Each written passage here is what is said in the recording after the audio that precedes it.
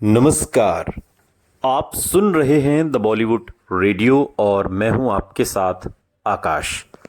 दोस्तों, आज के इस पॉडकास्ट में किस्सा राजेश खन्ना की कमबैक फिल्म का, एक ऐसी फिल्म जिससे कहते हैं कि अमिताभ बच्चन भी ईर्ष्या करने लगे थे, जलने लगे थे। डायरी खाली है, जो डेट्स चाहिए लिख लो। फोन की दूसरी ओर वाली आवाज जानी पहचानी थी, लेकिन सावन कुमार को वो चेहरा याद करने में कुछ वक्त लग गया जिसकी ये आवाज थी। जब वो पहले पहल एक फिल्म के लिए राजेश खन्ना के पास गए थे, उसके बाद 8 साल बीत चुके थे और अब तो उस सुपरस्टार की आवाज पहचानी मुश्किल थी पहचाननी। जब तक सावन कुमार कुछ जवाब देते, राजेश खन्ना हंसने लगे और बोले कि वो घर पर थे और उनकी फिल्म करने के लिए खाली भी हैं। हिंदी फिल्म निर्माता के खास अंदाज में सावन कुमार ने उनसे कहा, मैं आ जाता हूं, फिर महफिल सजा देंगे। मीना कुमारी की आखिरी फिल्म गोमती के किनारे, जो साल 1972 में आई थी, उसका निर्देशन करने के लिए सबसे ज्यादा मशहूर सावन कुमार ने साजन बिना सुहागन, जो साल 1978 में आई, साजन की सहेली जैसी महिला प्रधान फिल्में बनाकर नाम कमा लिया था। और वो काफी समय से राजेश खन्ना के साथ सौतन फिल्म पर काम करना चाहते थे और लगातार उनका पीछा कर रहे थे और सालों से राजेश खन्ना इस फिल्म को टाल रहे थे। तकरीबन 5 साल से राजेश खन्ना इस फिल्म को टालते आ रहे थे। कहानी का विषय सुनाने के लिए 5 मिनट बाद ही इस लेखक निर्देशक का 5 साल लंबा इंतजार खत्म हुआ। राजेश खन्ना खुशी से मान गए। सावन कुमार को राजेश खन्ना की वो मुस्कुराहट सालों तक याद रही, जब उन्होंने बड़ी ही खूबसूरती से जो उनका अंदाज था और वो मुस्कुराहट दी और हामी भरी। और वो कहते हैं कि अजीब सी हंसी थी उनकी, काका की, खूबसूरत और जादू कर देने वाली। राजेश खन्ना ने फिर सावन कुमार से कहा कि वो जो मेहनताना सही समझते हैं वो उन्हें दे सकते हैं, और तुरंत सौतन के हर एक पहलू से वो जुड़ गए। अदाकारों से लेकर पोशाकों तक।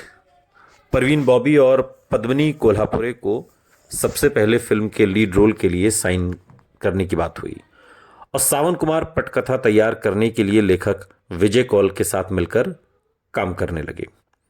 सौतन कृष्ण रुक्मणी राधा के त्रिकोण प्रेम की एक नई व्याख्या थी और सावन कुमार को लगता था कि राजेश खन्ना को छोड़कर अन्य कोई अभिनेता टकराते जज्बातों को उस तरह से नहीं संभाल पाएगा जैसा वो चाहते हैं और जैसा राजेश खन्ना कर सकते हैं।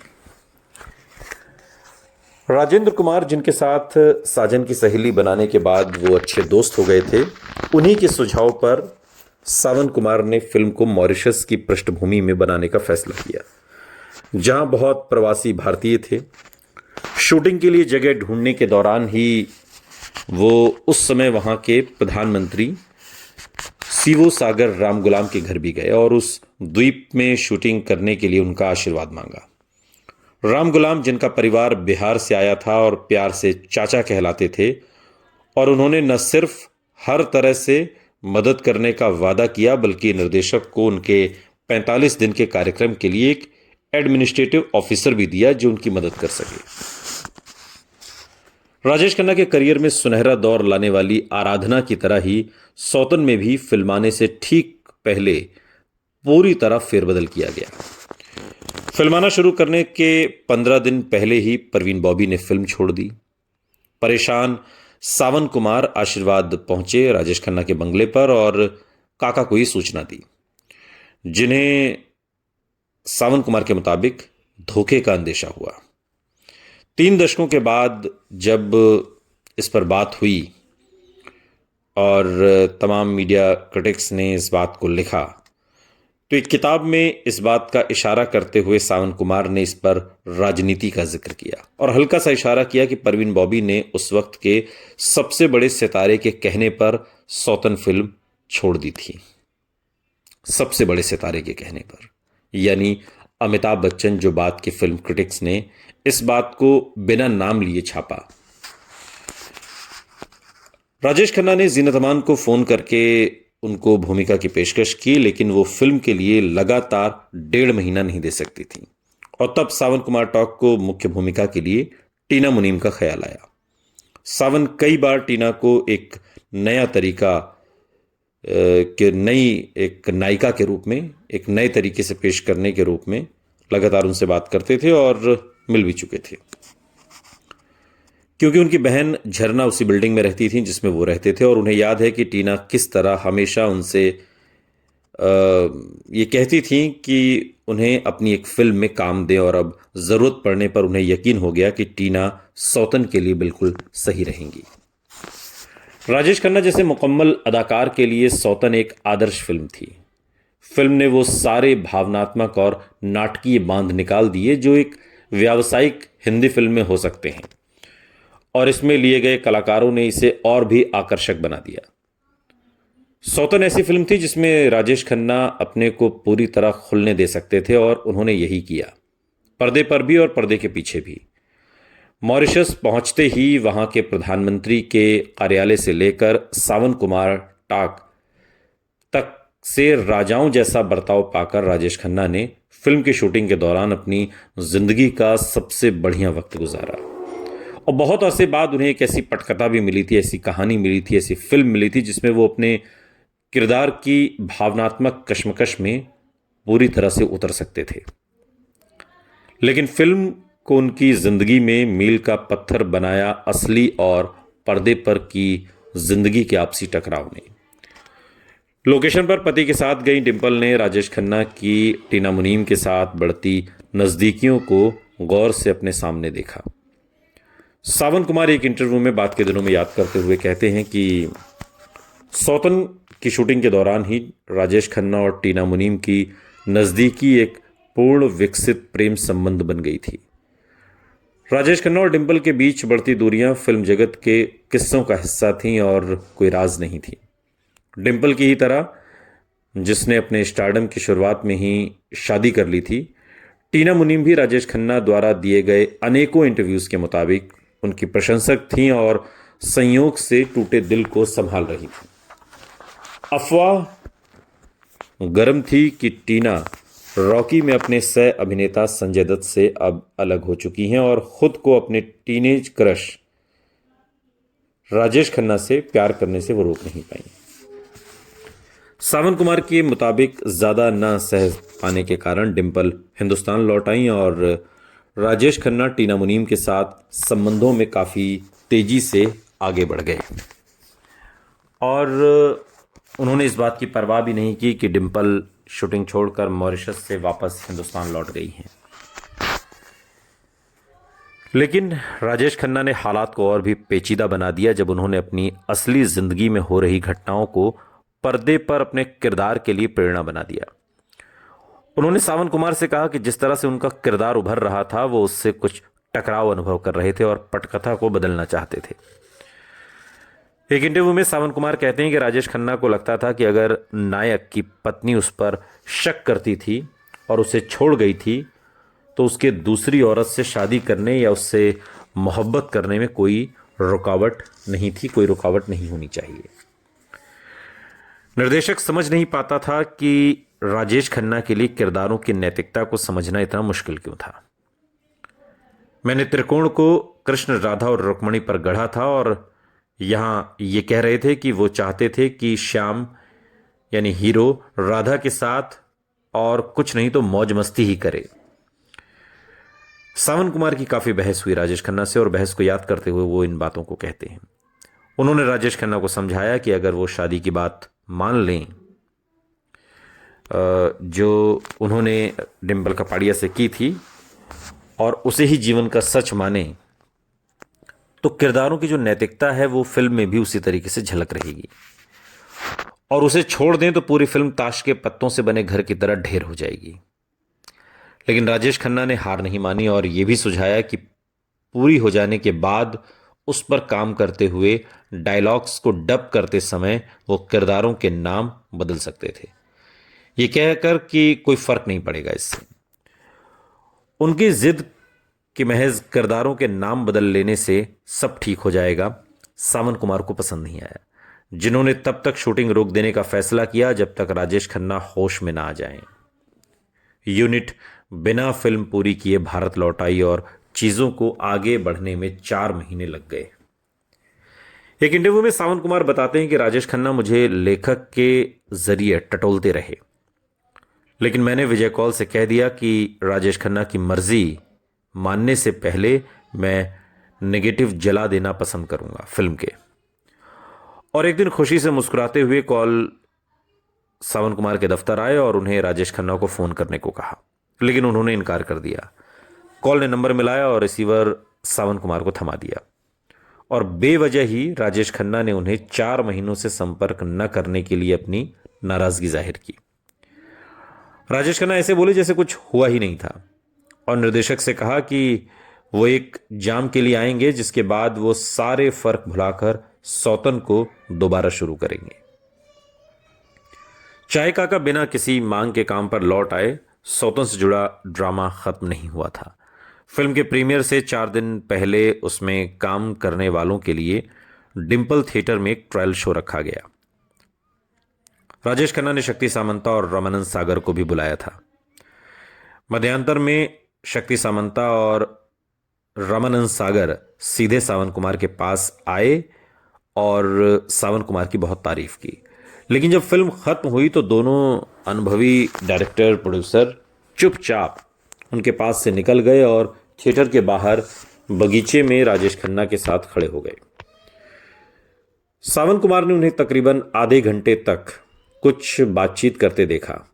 दोनों निर्देशक बिना पीछे देखे चले गए और राजेश खन्ना ने सावन कुमार को बातचीत के लिए आशीर्वाद बुलाया।